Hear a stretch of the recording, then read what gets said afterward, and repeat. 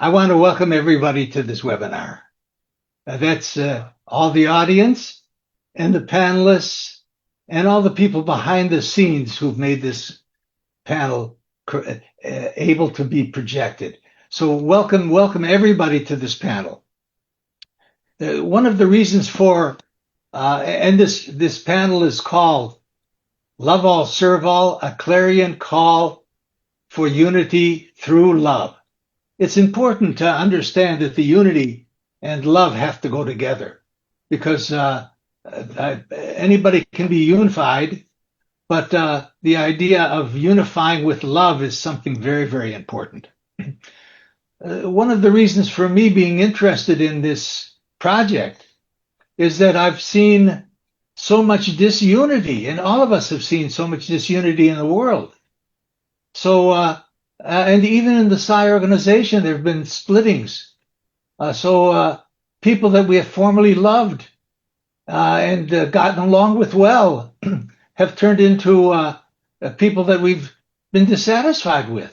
Not very, very good. So we've decided that we wanted to be involved in something that promotes and supports unity. That's a very important thing, this whole idea about unity.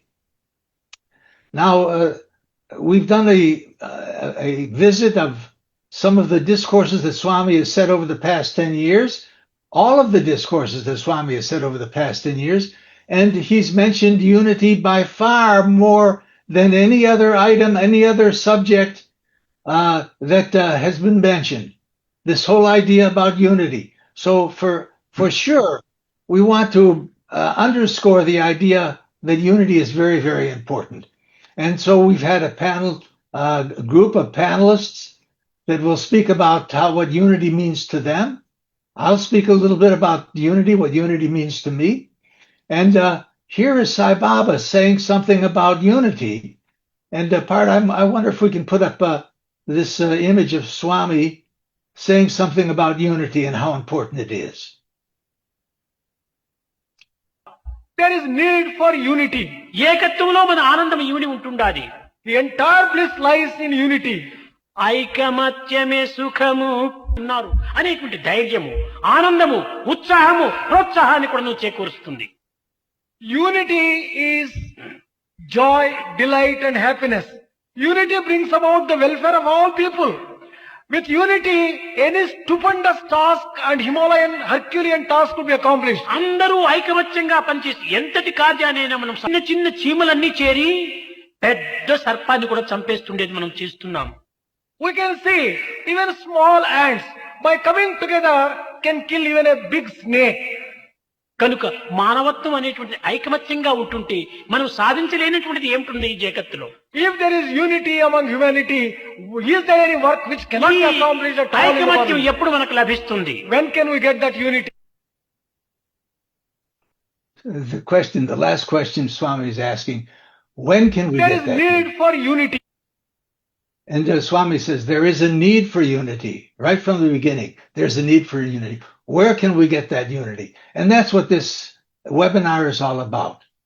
What is this unity? How can we support this unity in our lives? Even the smallest little smile and the biggest little activity that we can do, whatever we can do, should support this unity. So I'm going to start by telling a little story that happened to me in the early part of 1980s. I was invited by Swami into a meeting. I didn't know why, between Dr. Goldstein and Dr. Hislop.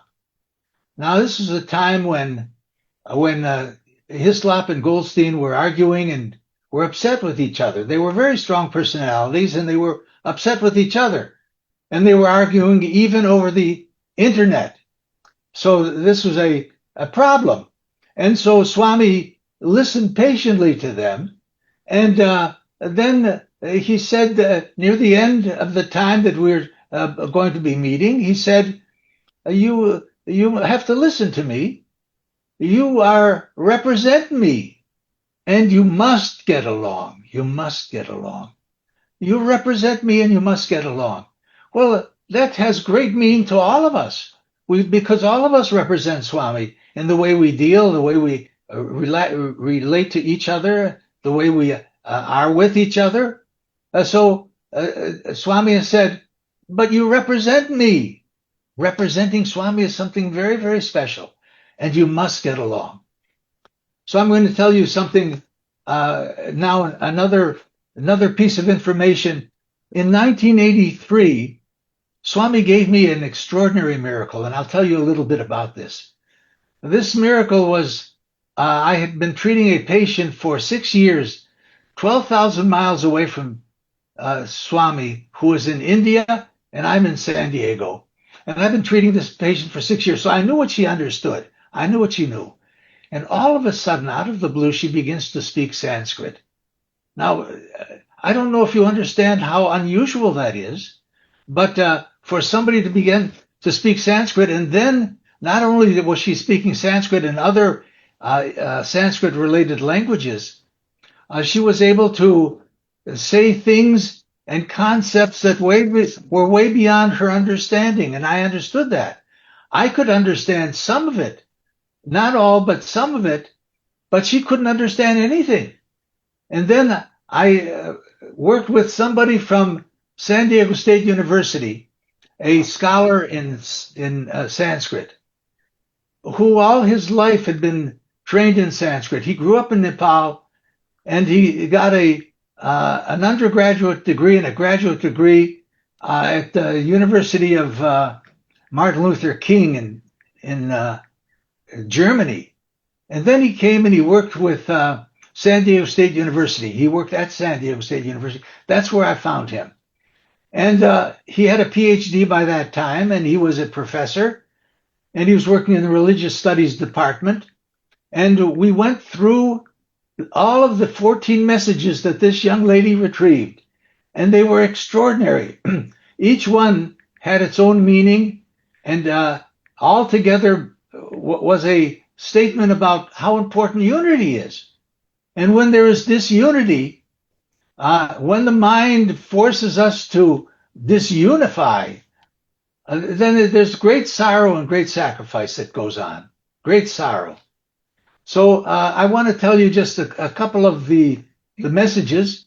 One is that the mind is the cause of the suffering. One time, my wife asked the Swami, "What about the suffering, and how can we handle that?" And Swami said, "The world is perfect, but the mind of man causes us to suffer." And then in this one message, it says that the mind is all ego and cannot be believed. The mind is all ego and is not real. Brahman, or the Holy One, is the cause and the basis of the entire world. And this is very, very important for us to understand, that it's Brahman that is the basis of the world.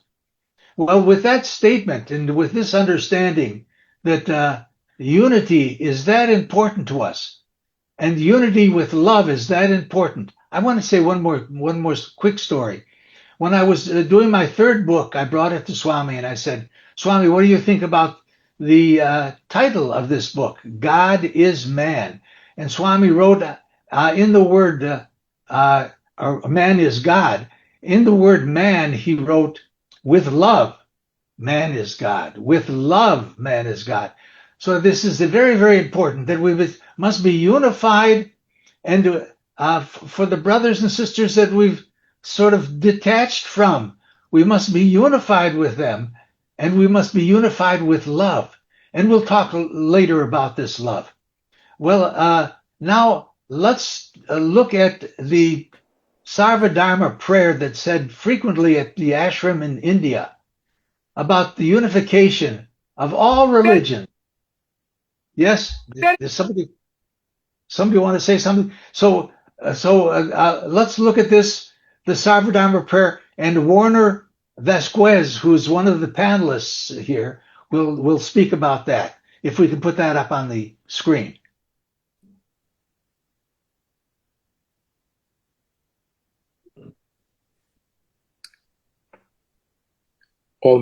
So it looks like we're having some technical difficulties. Can you read anything, Warner, from the screen? Yes, yes.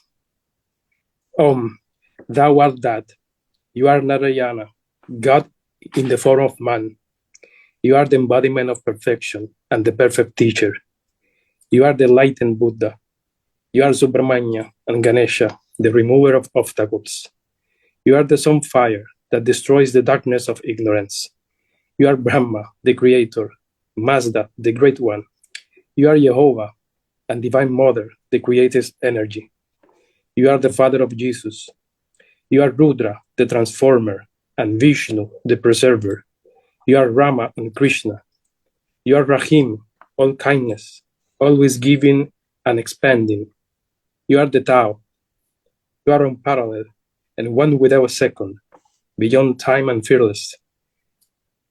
You are Shiva, the Atmalingam, symbol of formless. Jai Sairam. Thank you so much, Warner. That was a beautiful recitation of the prayer, which brings us to the idea, because Swami said to both Goldstein and Hislop that now you represent me and you must get along. Is there some aspect of divinity or divinity itself in the form of love that is so expansive and so great that all religions and all people are one and related as brothers and sisters, as a family underneath this one great umbrella of love? That's what we're thinking about, and that's what we're going to be talking about. And I want to introduce Viru Mudaganda, who's going to be leading the panel discussion on unity and unity with love. Now, Viru was an early student of Swami's in the early days when Swami just began his university called the Sri Satya Sai Institute of Higher Learning. And then in 1979, that's almost 40 years ago, or it is more than 40 years ago, in 1979, he created in the UK what was called the Sri Satya Sai Charitable Trust. Now, he chose as the chairperson of this charitable trust, Viru Buddhaganda. And Viru, we're so lucky to have Viru with us, who we love so much. His brother has given his life to Sai Baba. And he's going to be leading the panel discussion and we'll say a few words about unity. So let me hand it off to you, Viru.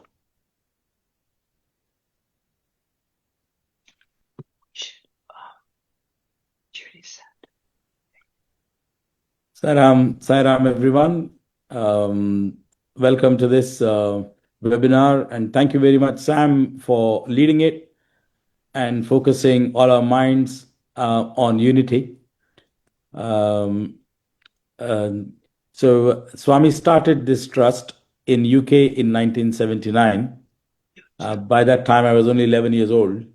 I became a chairman much later in UK once I finished my studies and moved to work in the United Kingdom. So this trust here, Swami's instruction at that time for starting this trust was spread the message of love. That was it. The trust was formed to spread the message of love. And we all know that Swami's message is love all, serve all. And in that, we probably need to focus a little bit on what does all mean? Where does this all begin? And where does this all end? Is there a beginning and end at all? Swami didn't say love only some and serve only some. He said love all, serve all. And that's the message that is there on his Mahasamadhi even today. So that's an important message for all of us. And as a group of panelists, when we discuss it, the way to realize this unity which Swami tells us about is only through love and love in action. So love, you could harbor a lot of it in your heart, but it has to be put into action, which is service. And only then you will be able to realize, you would be able to experience this expanded sense, expanded feeling of unity. I think it perhaps is a process. As Swami says, expansion is my life. So you bring in more and more and more people into this orbit of love, and that's what makes us experience this unity. We all are. It's very easy to speak. I find it very easy to speak, but when it comes to putting it into practice, however best you try, sometimes many things overtake that good intention. I remember once I was in Swami's presence. He came to my city, Hyderabad, and Swami was visiting a dignitary, and I was part of these boys who were like the motorcycle escorts to Swami. And so we went to this, high-ranking official, a judge of the High Court, to his house, and we parked our motorcycles. Swami got out of the car, and then he came to me and said, "Hey, where's your brother?" So I have a younger brother, and he plays tabla, and he was playing tabla at the bhajans in Swami's residence, which is called Shivam. So I said to Swami, Swami, he's playing tabla in Shivam. And then Swami said, "Hey, all these people, they're not your brothers."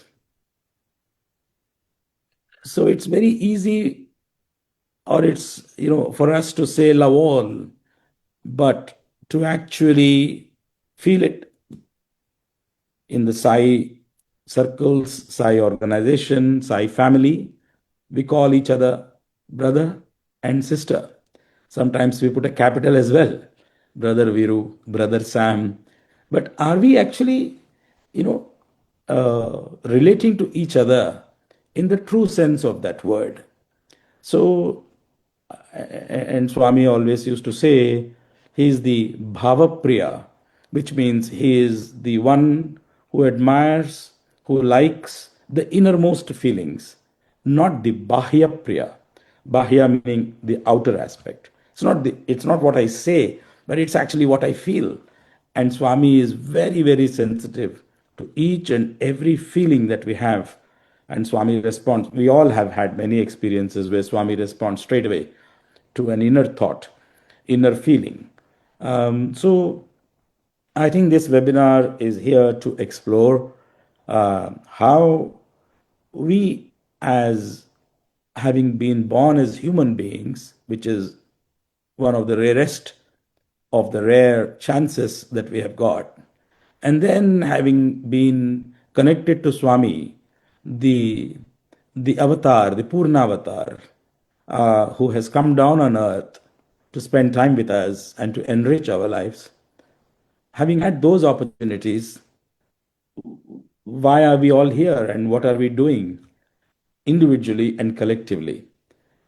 I think it's an important thing for every Sai devotee, for everyone in this world, to reflect and contemplate upon. And I think that probably is the only way in which a change will happen within ourselves, and then a change will happen in the world. So, having spoken about these initial, sort of observations or initial thoughts, I would like to get more out of my co-panelists. And today we have, I think there's some technical issues. One or two of the panelists haven't yet joined, I can see. But here we have, obviously, Dr. Sam Sandwise. Himself is the leading panelist. We have got Sharon by his side, who we can see clearly. Hi, Sharon, Sairam. And then we have got, we heard Warner Vasquez, I think, and then we have got Gary Yoder, and Sharon, Judy Sandweiss. I think we have one or two others, John Johnson, Dr. John Johnson, who hasn't yet been able to join us. Am I right, Partha? That's right, Peter. I think you're right. Yes. It seems as if we're unable to get the additional panelists to join. There's some technical difficulty, and my mom said that Swami must be laughing because this is his best laid plans. We it always goes differently, right? Just the way it's supposed to go. So we will probably just have us here today. Yes. Okay. And we have a question from Siri. And the question is very appropriate. It says, how can we implement unity in everyday life with so many things happening around us, physically, mentally, and more important, spiritually? But I may just jump in here for a second. We do have attendees who are watching in. There are 33 attendees who are watching in on this meeting. So I don't know why we can't see them.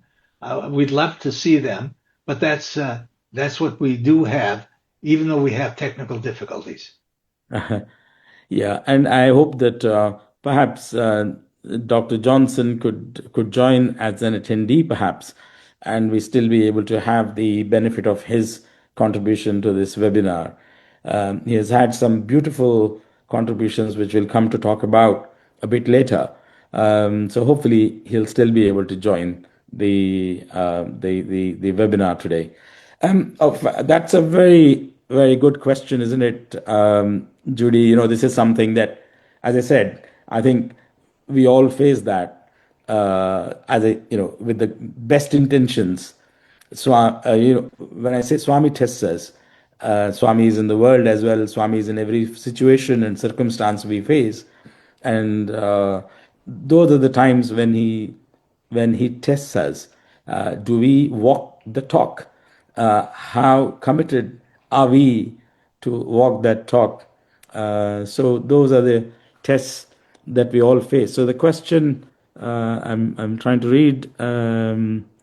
Sorry, Judy, would you mind saying the question again, repeating the question? Yes. How can we implement unity in everyday life with so many things happening around us physically, mentally, and more important, spiritually? And I'll add to that, there's a lot of chaos and craziness happening with our leaders and with just people in society and everything happening. So how do we implement unity? How do we do that in our thought and our words and our deeds? Yeah, it's a brilliant question to start with. I think sometimes we know the answers, because I'll put it in the sort of in the reverse, and I would say, what is it that stops us from recognizing this unity? What are these different layers, these barriers, these challenges we face? If we identify those, then we can work towards removing them from each one of us. And it is only when there is all of us linked up in that way that there'll be a change in the world, isn't it? That's what it is. So we have a very interesting poll that we would like to take. And I think that will give a little bit of an idea about how do we implement unity. So Parth, if we poll question, and then we would like all the participants to take part in it, and perhaps Partha could tell us what we need to do to participate.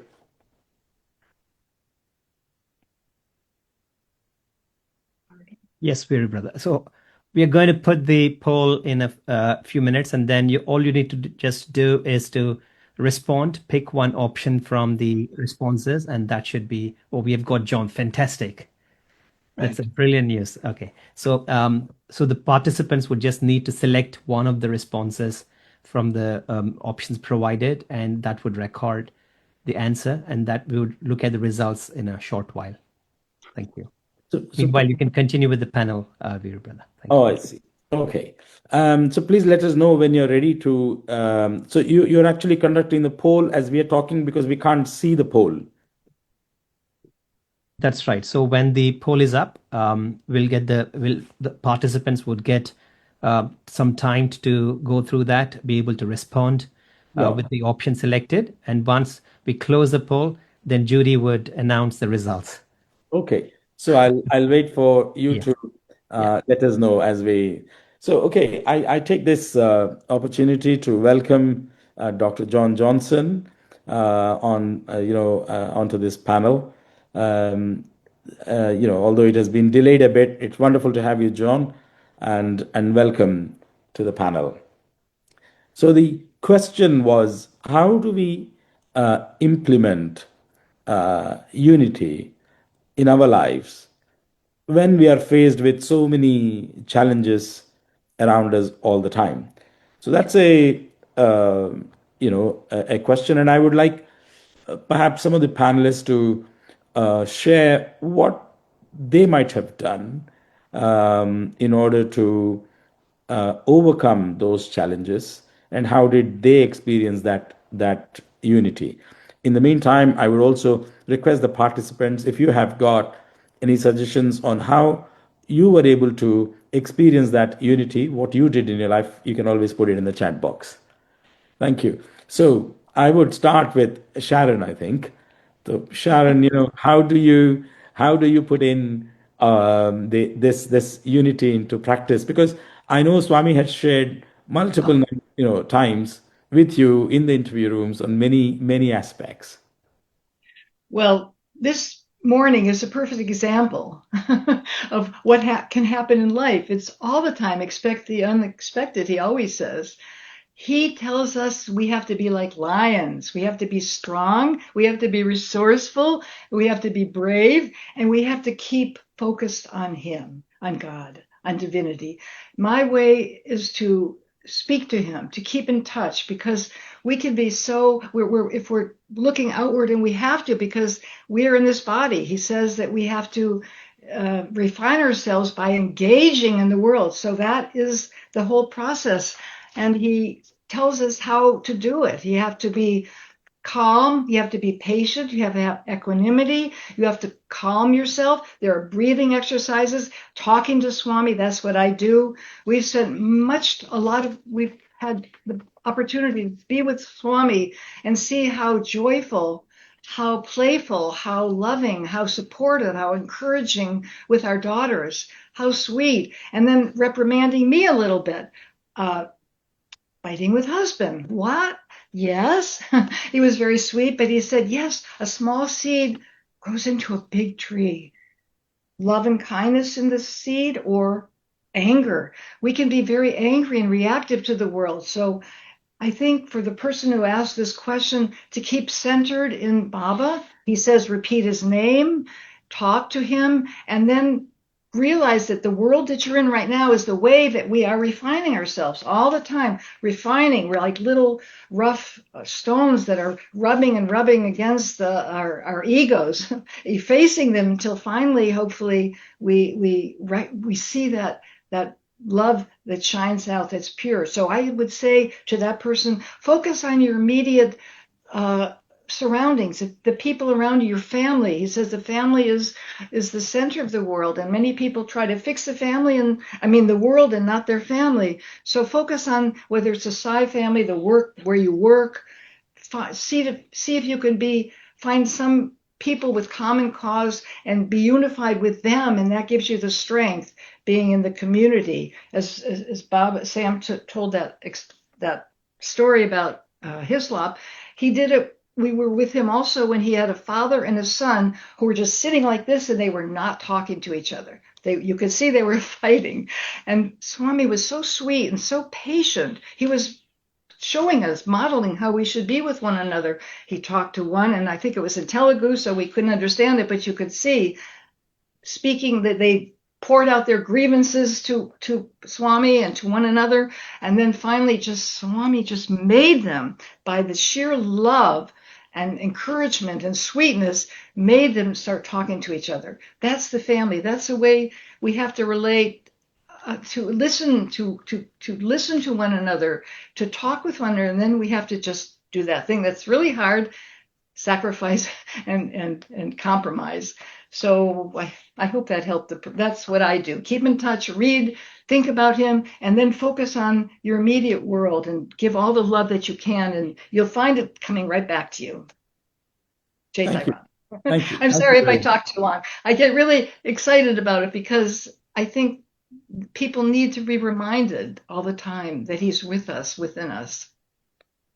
That's wonderful. I mean, to keep centered on Sai, to keep talking to Swami all the time. I think that's a wonderful way to how do we experience unity in our life despite the challenges. I think that's one wonderful take-home point. Thank you. So, if I may ask, Gary, how do you talk to Swami, and how do you keep centered on Swami in your life? Yes, thank you, Vero. Yes, I do.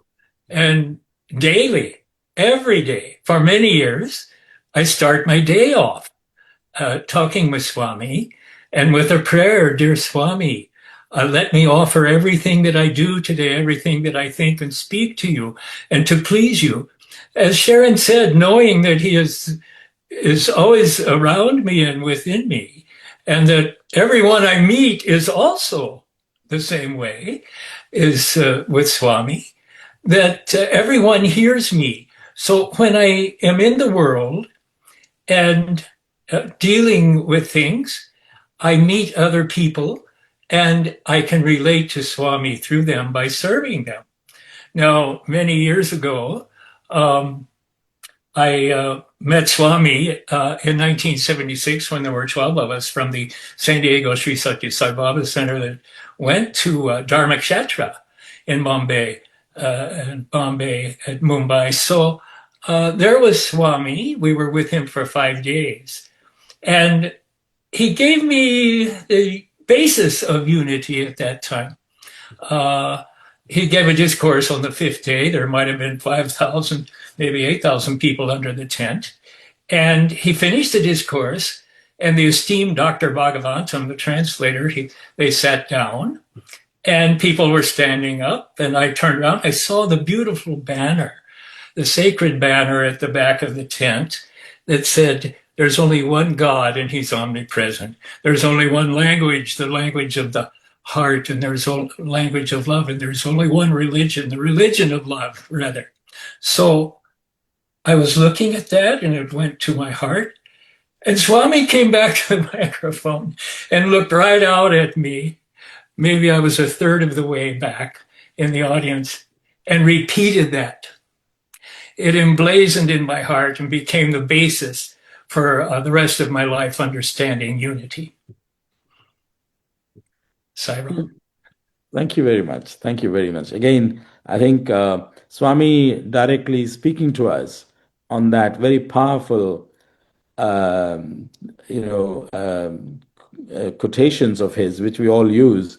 And I think this is one of the oldest, when he stated his mission way back in 1968 or even earlier. I think around that time, he said this, there's only one language, the language of the heart, and there is only one religion, the religion of love. So that to anchor into words like that, would help us sort of overcome those situations or be anchored in this experience or feeling of unity. Exactly. Thank you very much. I would like to just bring in John as well. John, this idea or this of unity, what does it mean to you, and how do you put it into practice? Thank you, Vero, and also thank you to Sam for this. I would respond to that question kind of very directly with Swami's words from the Gita Vihini, excuse me, and he said, to revel in multiplicity is ignorance, and to visualize unity is a sign of wisdom. And that was a very, very simple statement. And then in the Sandeha Vihini, he gave 3 points. Prema, love, should be considered as the very breath of life. And when you think about these kinds of statements, he said, the love that is manifest in all things equally, believe that the same prema is Parama Atma, and the one Parama Atma, which is the supreme self, the infinite reality, is in everyone in the form of prema. So I go back to one very practical, very simple thing based on my experience. And because I have a very complicated family, and we have very interesting differences in our politics and in the way we approach our faith, if you will. I was raised in a very strong Catholic tradition. And so my family does not at all understand my relationship with Swami. And so it was interesting. I've had a recent focus on family, and I came to the realization that unity begins with family. We can think about going out into the world and doing all the selfless service and all of these other things. But if you can't promote unity within your own family, then I've got to take a step back and say, okay, where am I? What am I doing here?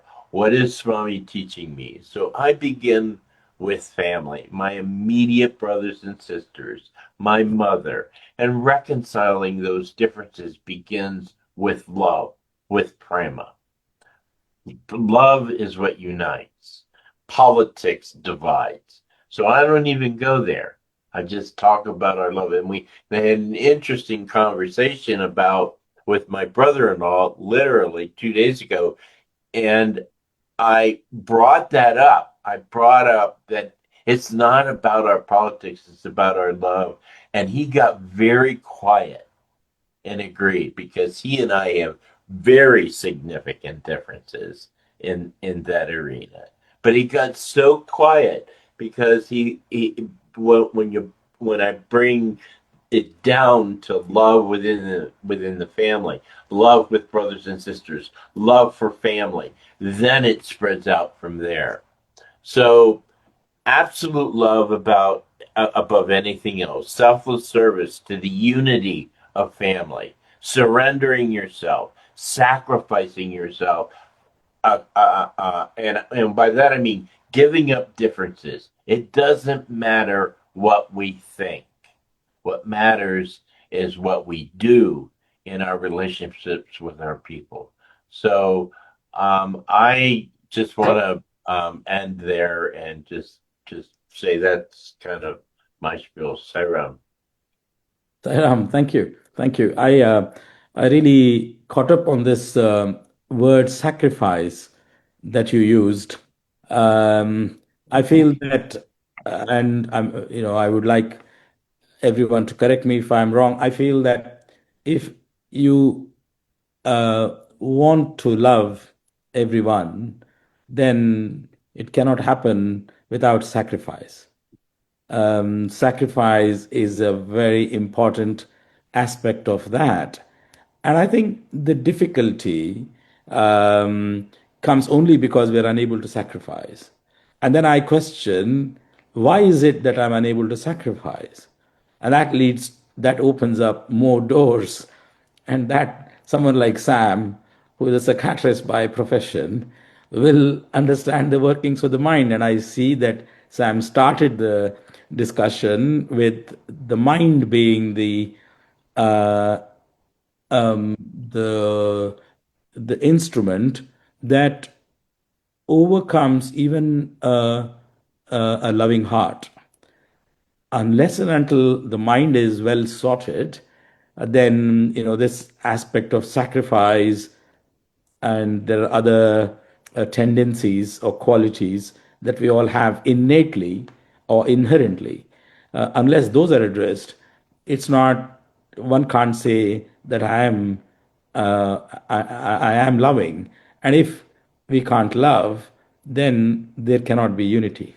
So there is a lot of processes that are happening behind these words of unity and love, whether it is in an individual self or it is in the world. And I definitely, Judy again has had multiple experiences with Swami, many things that Swami would have said. So, on this aspect of sacrifice, how do you do it, or what do you think of that particular aspect of achieving unity?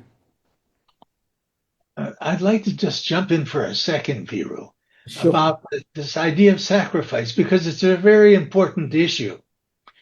And I know that in this messages that Swami gave me, in message 12 or 13, I'm not quite sure which one, it says that I or we have to do a sacrifice. Now, what is that sacrifice? Because it's a very, very powerful aspect in my life. See, I'm getting older, so I have to face what is death. Hislop was getting older. He had to face what is death.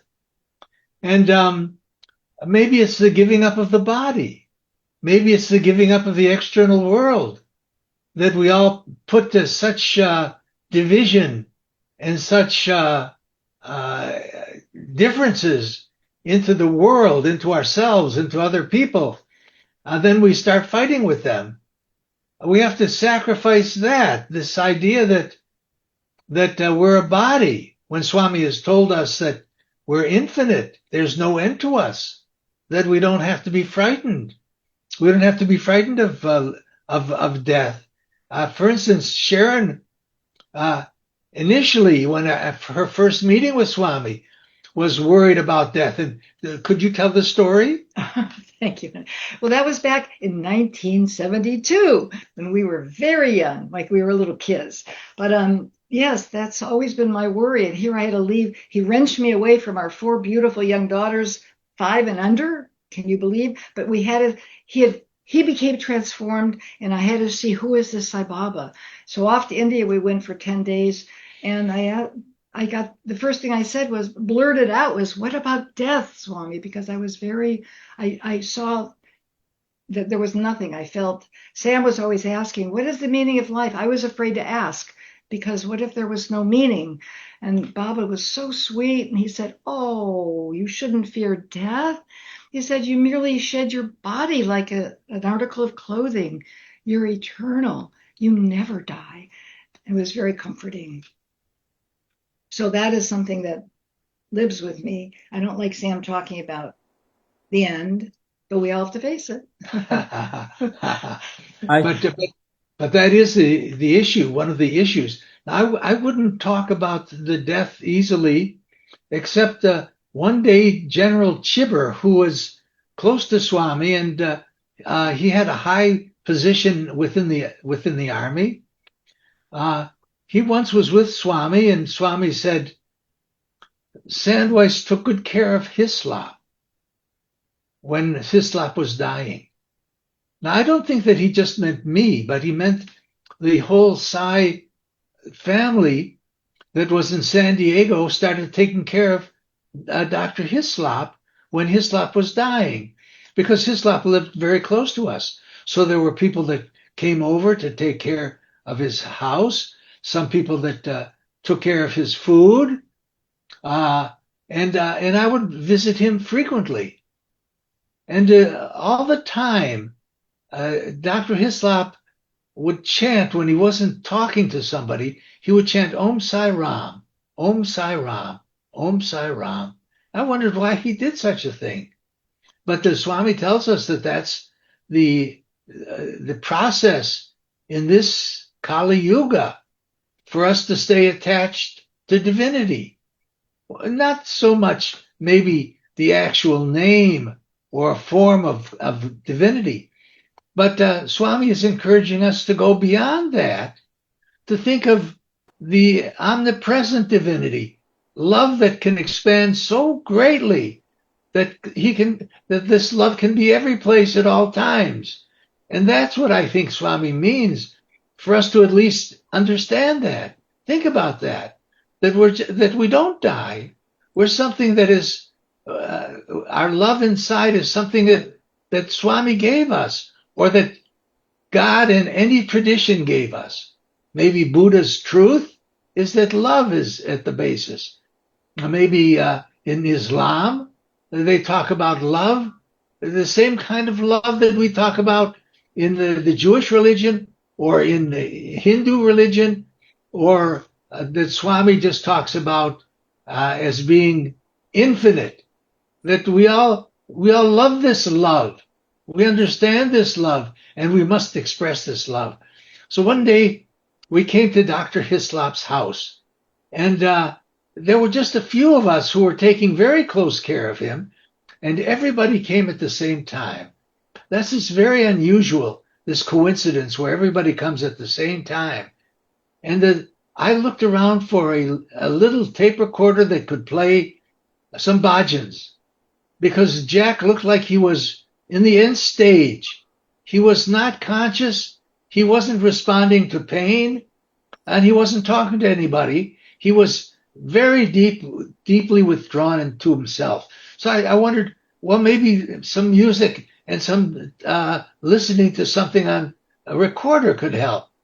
But I couldn't find. I've just found an old recorder, dusty and not even in use.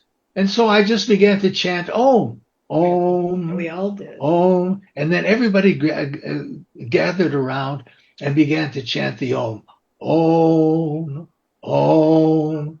And in this Om, which is supposed to be at the basis of all the created universe and beyond, this Om holds everything in it. Om. Later on, I found that the Bhagavad Gita says that this should be chanted when anybody dies. This is the chant that you should have when you pass on from this stage to another stage.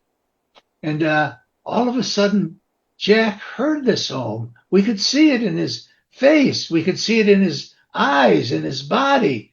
He listened like a deer in that is in the headlights of a car. He all of a sudden was alert, and he listened, and all of a sudden you could feel that he was leaving his body and he was moving into this Om.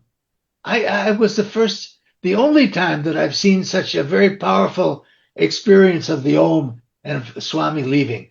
So we should all understand that this is who we are. We're something way beyond this body, and this is what we have to sacrifice.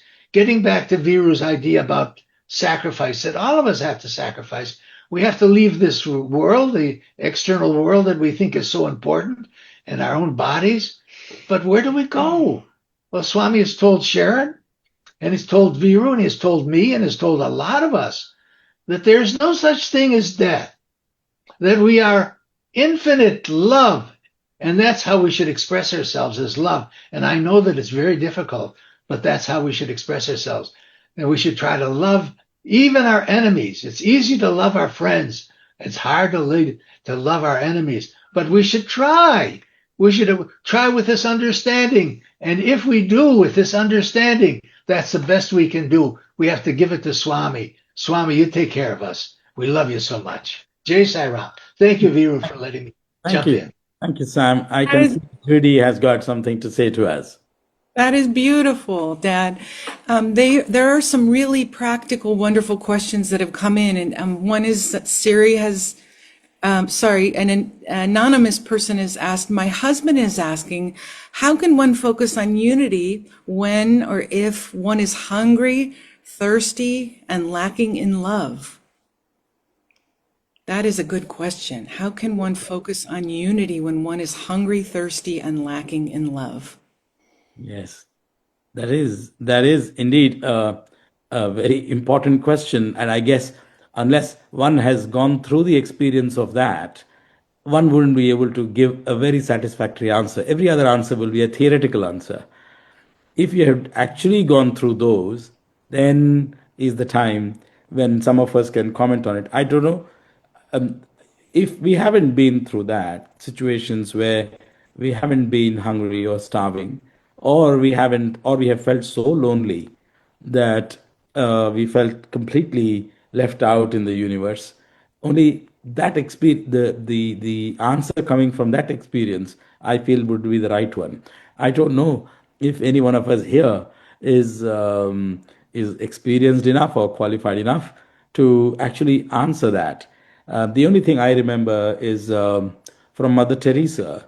There is on the streets of Calcutta, a very poor, faggot-infested, for want of a better word, beggar, dying on the road, and and Mother goes to serve him some food, and just at the very sight of the food and everything, this person is so affected that he actually passes away.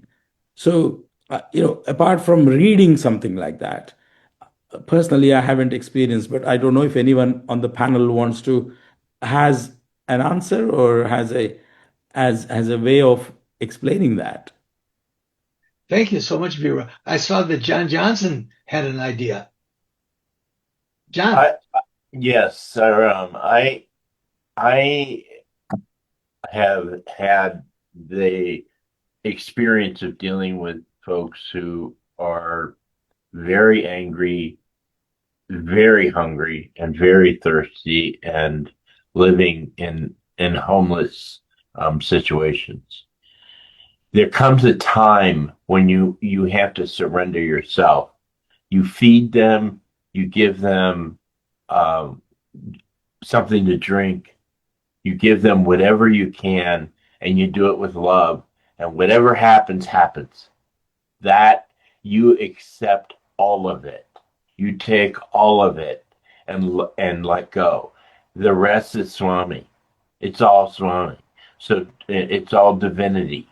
And so you can't think about consequences. And this is what I think we do. We put conditions on unity. There are no conditions to unity.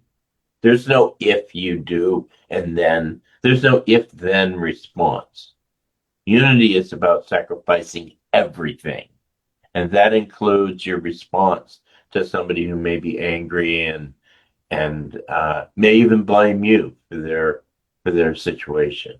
And all you can do is do your best and move on and give love to everyone. Sarah. I wanted to add one thing that we have a lot of homeless in San Diego, and there must be a human need for community. And you see the homeless actually have unity in their little community. So even though they're hungry, they're begging for food but you see them join together and laughing and sharing dogs and food. And so I think that is the human impulse, is to reach out to others. So, but John is right that we should do all we can to help the situation. So, and let me just jump in for a second also. So if somebody's hungry, then you give food. If somebody's thirsty, then you give drink.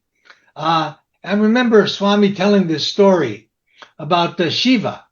And one time at Mahashivaratri, where Shiva is extolled and loved, Shiva decides to sit in front of a temple with his wife, Parvati, and is an old man dying in the arms of Parvati.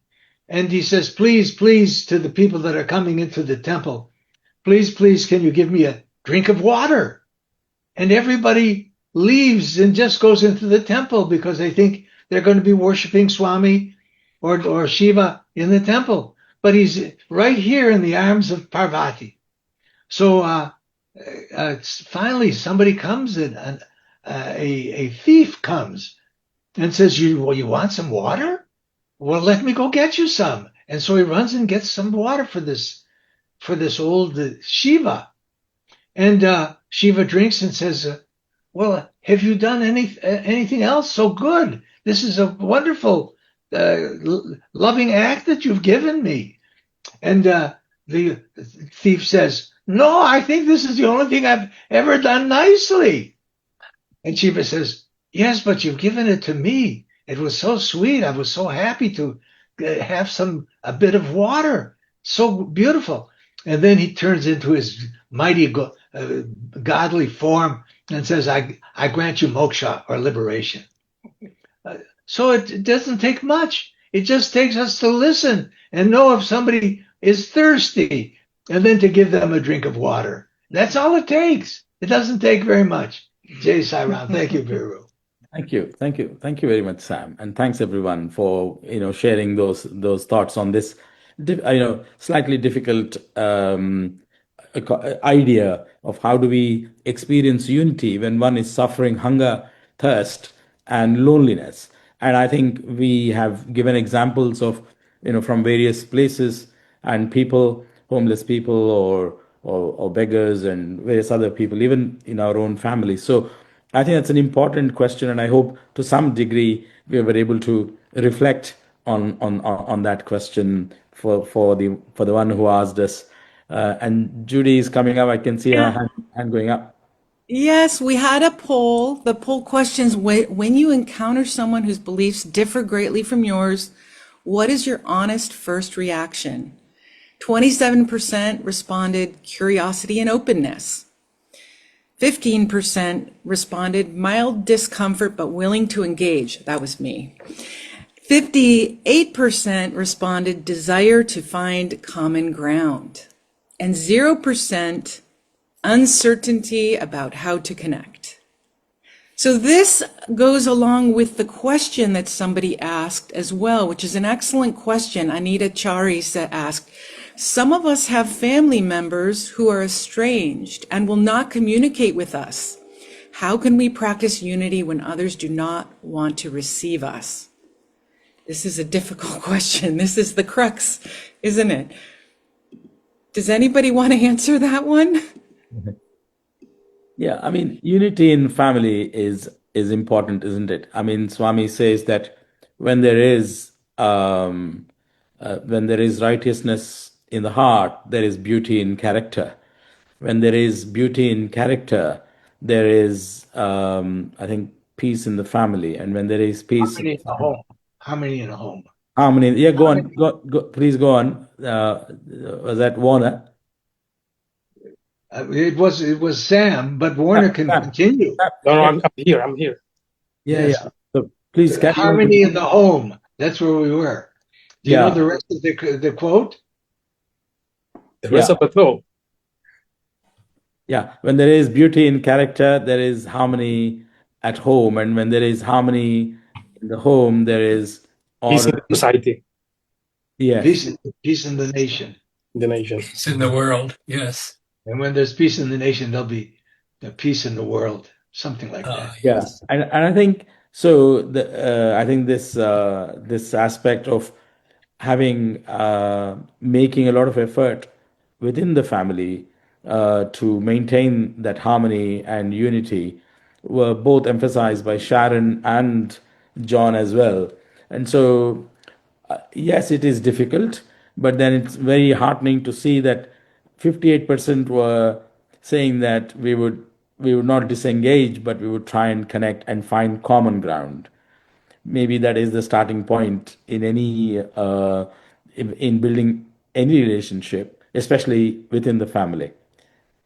I think. Well, especially in our family, because here we are putting on a webinar, and all of a sudden we're having technical difficulties. And how do we handle it? Well, we just do it with a smile. You've got a beautiful smile. Go with the Everybody flow. has a smile. And then we go with the flow of it. Just go with the flow and offer it to Swami. But on the practical level, I think if that is in the situation, John explained how he deals with his family, a brother they have very strong differing opinions, but you offer as much love and maybe keep on, don't give up, show that you're happy and look at your own self. Am I in any way responsible for the conflict? Am I somehow looking, do they think I'm judging them in some way? So I think all the time is, if everything is a reflection of us, we have to say, well, what is my part in this whole deal, in this dissatisfaction and estrangement? And so I think, but then if we try everything, we do all the assessing ourselves, okay, we're trying to be loving, we didn't criticize and judge, then we just have to let it go and be happy in our own world and keep on sending cards or whatever. Thank you. Judy has got, yes? Yes. With all of these differences that we try to overcome, or that I have tried to overcome, when feeding the homeless in San Diego, we developed that project so carefully, and what a wonderful project, and really found out we're serving ourselves as Swami teach us. I found this from Swami's discourse. I think it's April of 2009. Swami asked the question, what does unity mean? It is not the combination of many, not the combination of many. It is the realization of the oneness, When you have mirrors all around you, he said, you see many forms, rather. These are all your different forms, but this is not the truth. The one who asks the question and the one who gives the reply, both are the same. All are one. The same person appears in many forms. To consider these forms as different from each other is a mistake. So for me, it's been music all my life, leading bhajans for nearly 50 years at our San Diego Center and other centers. And the work that I did when I was 17 or 18, I was our church congregational chorister. The chorister leading the congregation, the men on one side and the women on the other. At our church, the men and women sat separately. When I was very young, leading, of course, to Swami's teachings later on. But those hymns in the Christian tradition, bringing unity and joy to the people, was another basis for me of understanding unity and how we're all one. Music brings this oneness for me. So I keep singing. Yeah, well said. Actually, music, it merges all identities and everyone can connect to it from the heart. So I think music has an important role. And we could see how Swami, one of the biggest things as Sai Bhajans, big contribution is that so many voices from different cultures, everybody coming together and singing in one voice. I think it just merges, melts all barriers and merges all identities. I think, yes, thank you for bringing that aspect of music into experiencing this realization of oneness. I think that's And I thought that Judy had something to say too. Yeah, thank you. I just wanted to say, for me, it really starts with me and from within. And if I can have peace within my heart, and often there's a tension between the heart and the mind, and there's a fighting. And if in some way we can find connection in the heart and mind and alignment, that is so important. I also find that you can't pour love out from an empty cup. So for me personally, I need to fill my own cup by taking care of myself, by getting the sleep and drinking the water and having supported by my support system and eating healthy foods. And once I can feel grounded, connected, and whole, I can give to others. And I have more capability to handle the conflict if it arises around me. Because I know there's something called emotional contagion. And we know that when someone's angry or upset, we can feel that, and it's contagious. And if someone is loving and heart-focused, we can feel that too. So for me, how can I take care of myself in a way that when I show up around others, I I transmute or project loving energy. I know that my dog knows, Ruby knows when I'm anxious, she's anxious and she's pulling the leash all over. The animals are so sensitive, aren't they? And she and her calmness helps to calm me down. But if I'm overly anxious, that makes her a little wild, and it's a reflection back to me. Oops, I better look at myself and look at how I can quiet myself, slow myself down, so I can be more loving and calm, because others around me can feel that. So for me, that's really very important for me, and that's just what I wanted to share. Thank you. Thank you very much. Thanks a lot. Again, I think as one important aspect of what you said is the caring, not just for the animals, but the care we receive from the animals around us. And I think that again expands this this sense of unity, this realization of unity with everything, not just human beings or not just living beings even, I guess. So it's that expansion, I guess there is no end to it, but it has to begin somewhere. And you bringing in the aspect of animals, especially dogs.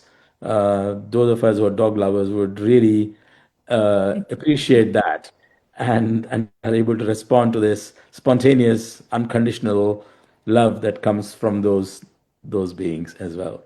I just wanted to I know we have touched on many aspects, and I just want to come back to this this unity we started with, and each of us have shared what it means to us. Of course, we have used Swami's words as the basis for it, because that's what allows us to validate our own feelings or our own thinking with what Swami is saying. I just wanted to ask Warner, just at this stage, to say, what does this, after listening to all of this and your own thoughts and your own feelings, what does unity mean to you? How do you see it?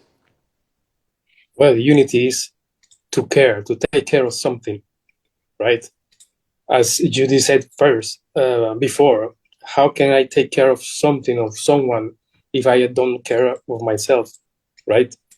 So in my case, all the problems are related to the ego identity, the identification with body, sense, and mind.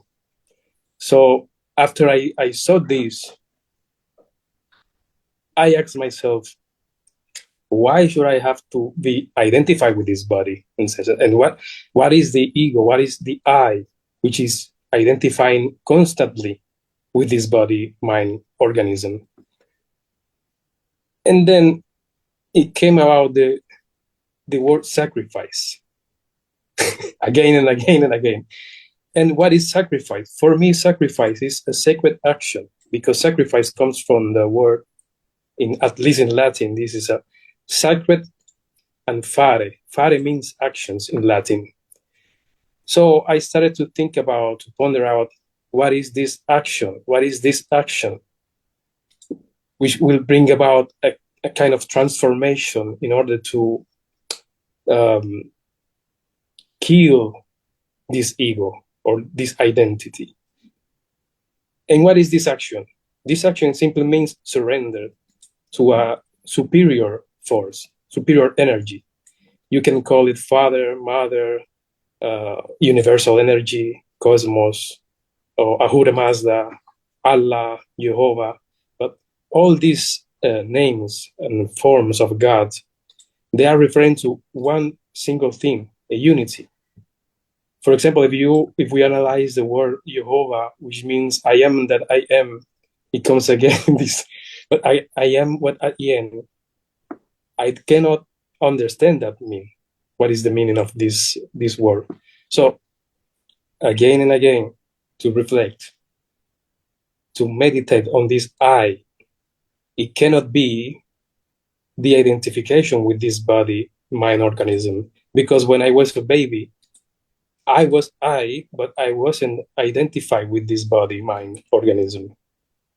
So I tried to continuously think about, and then discover that putting myself into silence and separate myself from thoughts, that's the kind of sacrifice, that's the kind of action that it takes place to bring about this transformation, and at the same time brings about unity, because it's this ego that puts a barrier between me and the others. It is this ego that is always wanting something, which is fear something.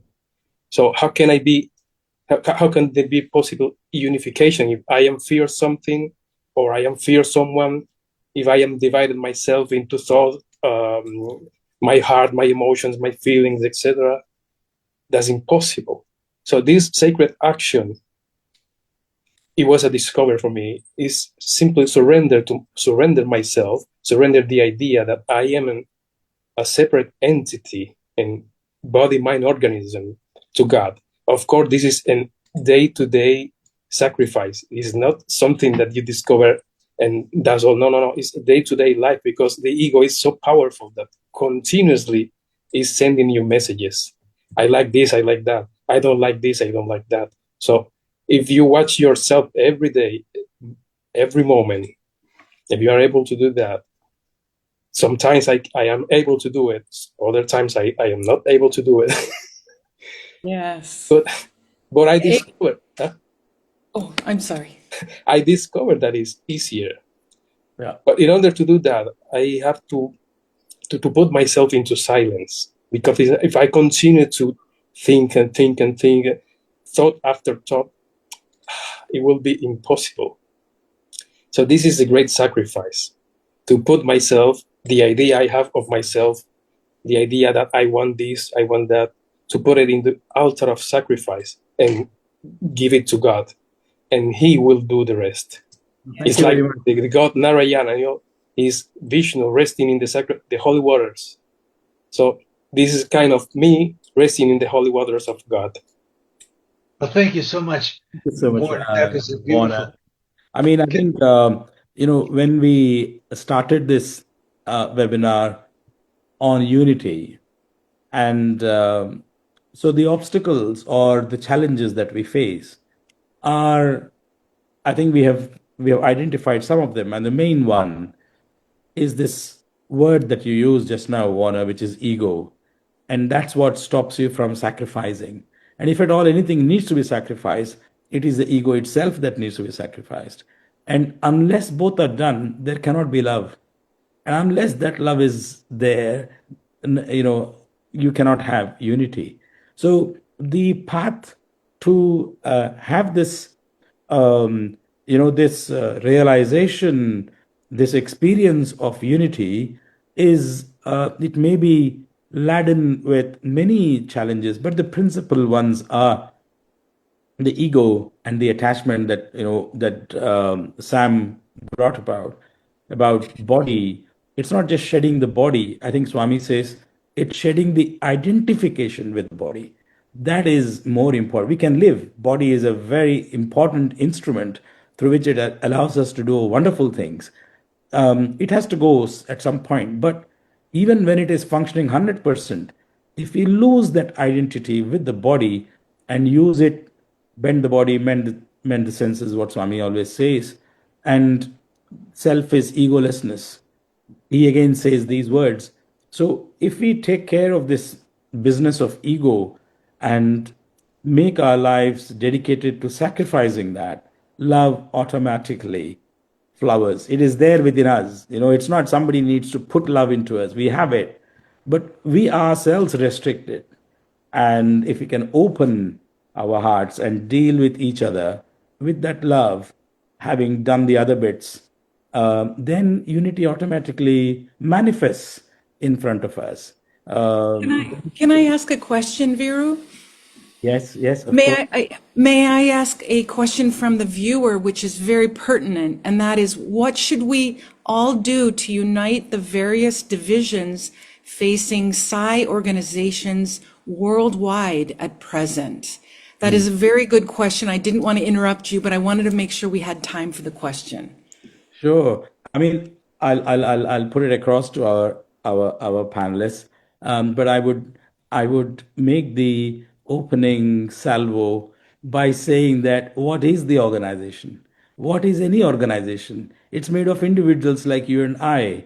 It's made of individuals that are there. If we are able to practice that, then the organization will set itself right. We don't need to worry about anything else, is what I would say. But I would request everybody, maybe because we're coming to an end of the session, probably if anyone wants to say something, maybe 30 seconds or 40 seconds on this aspect, please. Again, who wants to unify what? Because if we are not unified in ourselves, it will be difficult to unify others.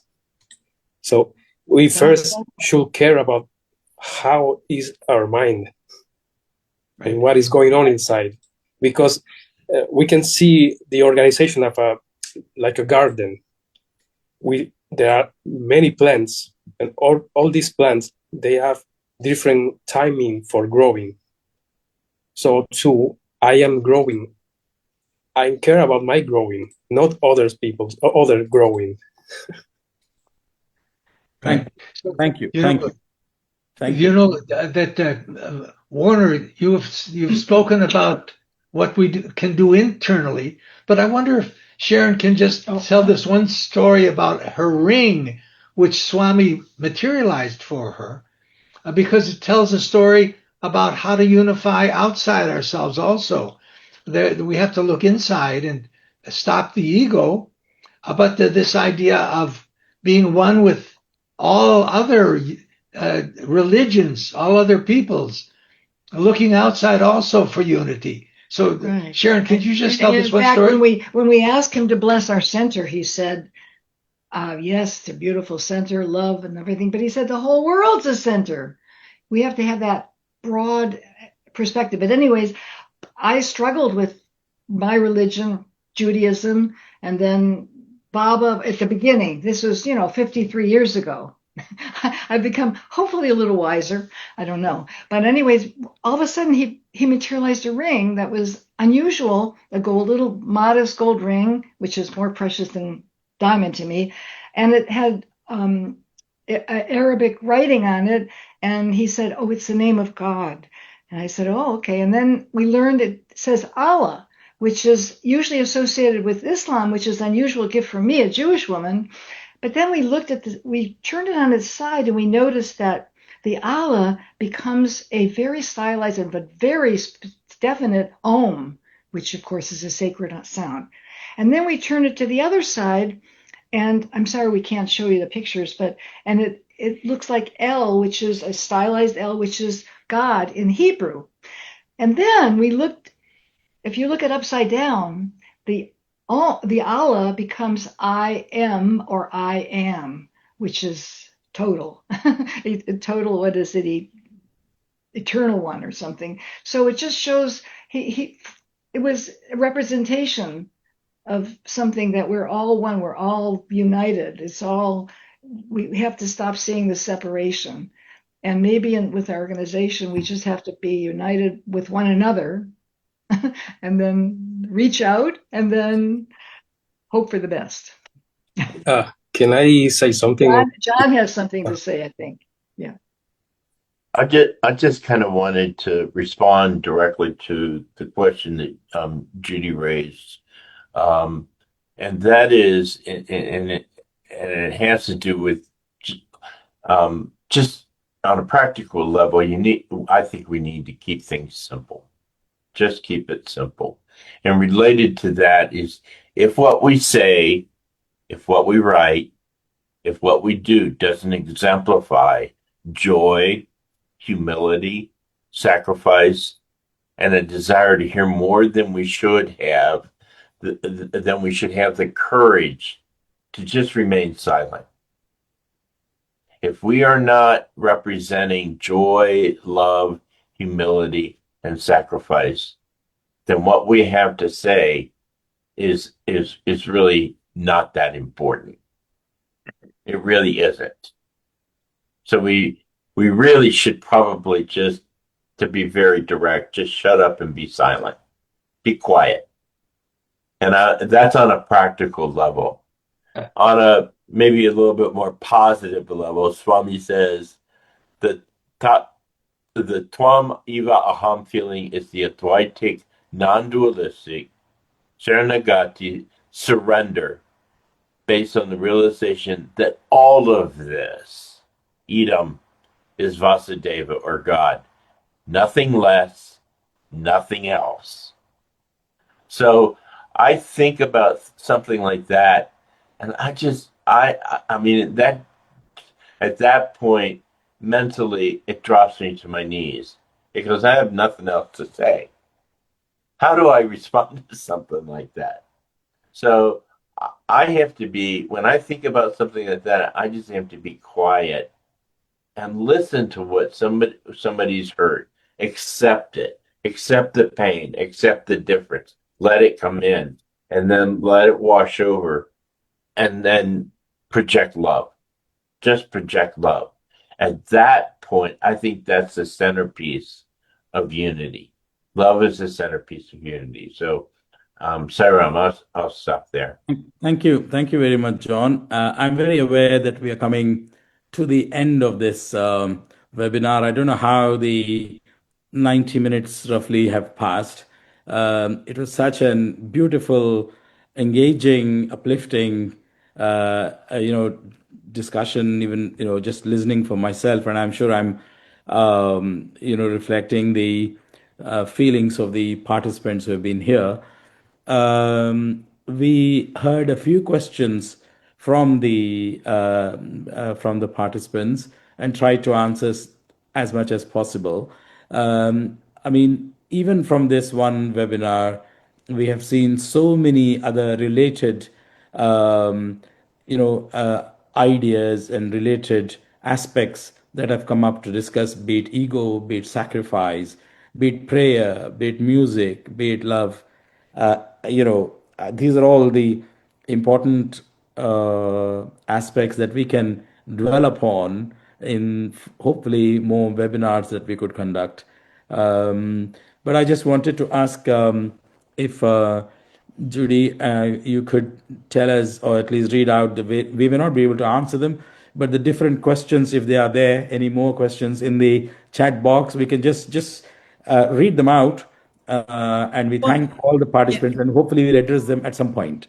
Wonderful questions. Gail asked, does man have free will? Some say a blade cannot move without Swami doing it. Then why is there so much evil and lack of unity? That's a beautiful question, Gail.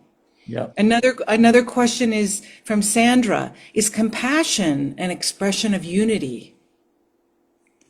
Another question is, how would you recommend training surrender and evolving past the feeling of ego when someone's response to reaching out remains unrequited? There's some very, very beautiful questions. And then Kieran made the comment, unity can only happen when there is union of hearts with a focus on Swami. That really captures it. Union can only happen when there's union of hearts with a focus on Swami or any divine energy and figure that you prefer. Yeah. Oh, wonderful. Thank you. Thank you very much for those questions. What I would definitely say is thanks to Sam and Sharon, they conduct, every 2 weeks a satsang where we reflect upon and share our thoughts on questions like this that come to all of us, don't they? And so we would discuss these questions in the upcoming satsangs in the next few months. So any of you who would like to join, please get in touch with Sam. There'll be a link that will be provided, and you can join the satsangs where we're all part and parcel of the discussions there. So wonderful, and thank you very much. And with the polls, could we just maybe we won't have that much time to reflect on, but could we just go through what questions were asked and what responses have we got, please? The most recent I see is for practices for developing unity. Which practices would help you deepen unity consciousness? And the overwhelming, resounding response is conscious practice of seeing God in all. I don't see the other poll questions, so I won't read them. But that was beautiful. Conscious practice of seeing God in all. Wonderful, wonderful. Maybe Partha could help us with the other poll questions and what the responses were, please. Sure. On the reaction, reflection, resound, the question is, when someone criticizes your faith or beliefs, your response is typically to, and again, the resounding one is to listen and try to understand their point of view. So that's one of the most chosen options amongst others, which actually is it's all about compassion, as we were discussing.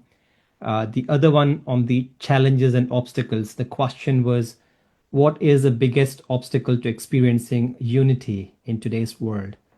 The most chosen option there, again, is ego and attachment to being right. I think this was, again, covered in many points across the webinar. One other one is on the differences in views. The question is, when you encounter someone whose beliefs differ greatly from yours, what is your honest first reaction? And that's where people chosen desire to find common ground.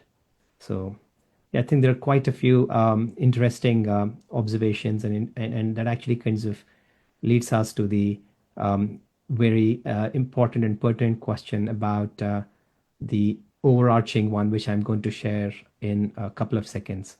If people can respond to that, that is actually about what one message that people would like to take away from the webinar today. So that's, again, will be put in a poll. As I put it, I would also like to pass the control over to you, Virubhai. Thank you. Just if I may, a request for everybody's indulgence. Dr. John Johnson, he wouldn't like me saying that he listed a set of helpful hints that we could utilize for daily practice in our lives. I would put it this way, that he got inspired to put them together. The inspiration obviously was given by the divine Swami. So John, maybe some aspects of those things that you have put up, John and Judy, between the two of you, you could share with everybody here, and that would be some take-home ideas for us to ponder upon and come back. So whichever ones you want to highlight, a few of them perhaps, please. Thank you, Viru. Sarah, I am going to keep this really brief and simple, but these were 20 guidelines that I pulled together after having a really intense experience with Swami about unity that I really felt I wanted to share. I would like to point to number 1, 3, and 4. 1 is we speak with love and respect both about our point of view and alternative points of view. 3 is we don't make assumptions about the intent or meaning of someone's statements. That's a really important one, because we often assume that what someone is saying, they're saying to us, and sometimes we assume that it's a statement about us, when in reality, sometimes I find that when people make statements, it's really about a hurt that they're feeling. And we have to be really careful about that. And then the last item is number 4. Focus on what you can come to agreement on, even if it only means that you continue to engage in respectful and loving dialogue. And I say this because my brother-in-law has been extraordinarily helpful to me during times of a really difficult time. But he keeps stepping up to the plate to help me out, despite our differences. And that's one of the things I think we need to remember and care for, and remind each other that it's not about our differences. It's about stepping up to the plate for one another, being good to each other, being kind to each other, and allowing the differences to just fall away. Sarah. Thank you very much, John. I think all the 20, I find actually are very thoughtful and very helpful. There are good reminders. We could put it up in our studies or wherever on the wall and then keep reading it. And it reminds us every day to make an audit of self-inquiry is the road to success. So we could use these definitely to expand our consciousness and to act in a practical way and reap the benefits of the joy. Because at the end of it, what does unity do? It frees you from any kind of fear. It frees us from any kind of attachment. What is liberation except freedom? And what does freedom mean apart from being free from any of these? And that automatically brings us the bliss that we have all experienced in Swami's presence. That one moment when we merge with him. In the sense, this is a living merger. He's there when Swami is saying, Bangaru, when did you come? Or just looking into your eyes and taking a letter from you, you are not thinking about anything else. There is instantaneous merger, and in that merger, there is bliss. So unity leads us to bliss, and we are all, Swami says, you are all products of bliss. You are all packages of bliss. Let's experience that. It's such a missed opportunity. Having had this life and having had Swami in our lives, if we are unable to experience that and get bogged down by the small and the sunrise. So I leave the floor to Sam to finish off with your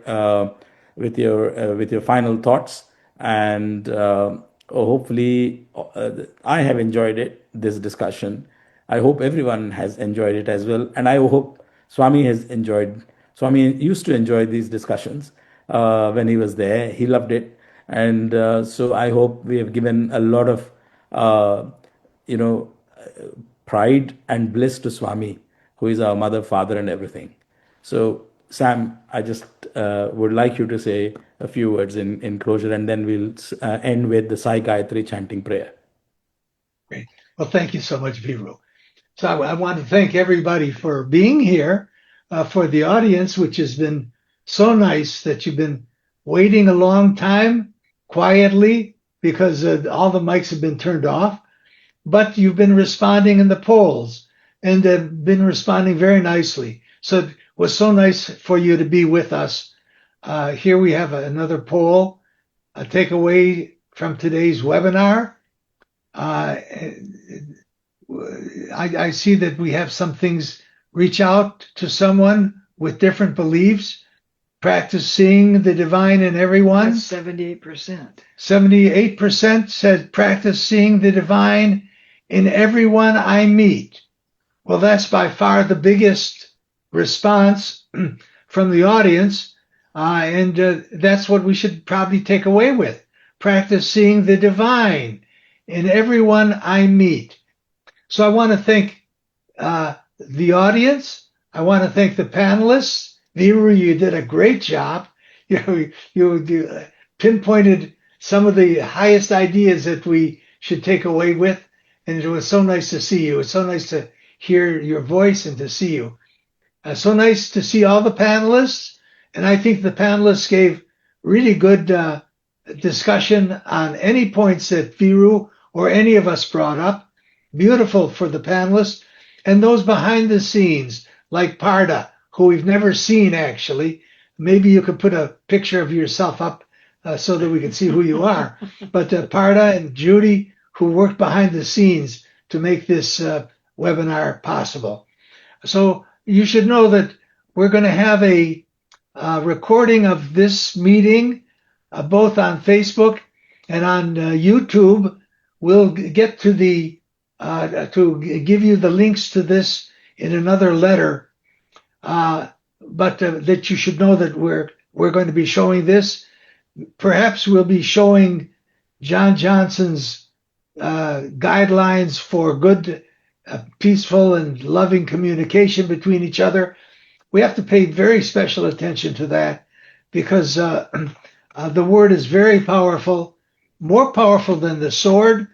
And when we speak sweetly and nicely, which Swami says is the way we should be speaking, that's the highest most precious insight that we can have. So thank you so much for John and others that have helped John.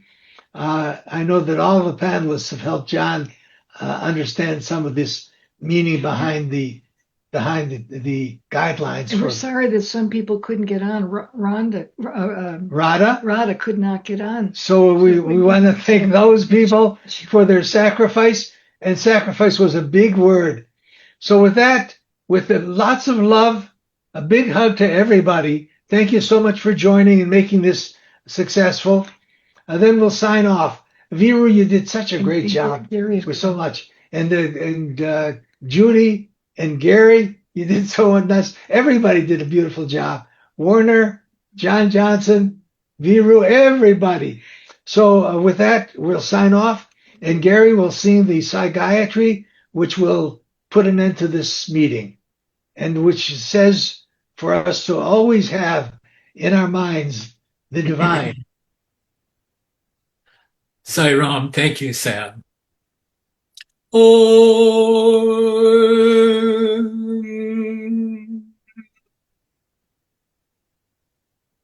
Sai Ishvaraya Vidmahe Satya Devaya Dhimahi Tanna Sarva Prachodayata. Om Shanti, Shanti, Shanti. Jai Bolo Bhagavan Shri Satya Sai Baba Ji Ki. Jai Jai. Sai Ram. Yay. Thank you for being with us. Love to all of you. Sai Ram.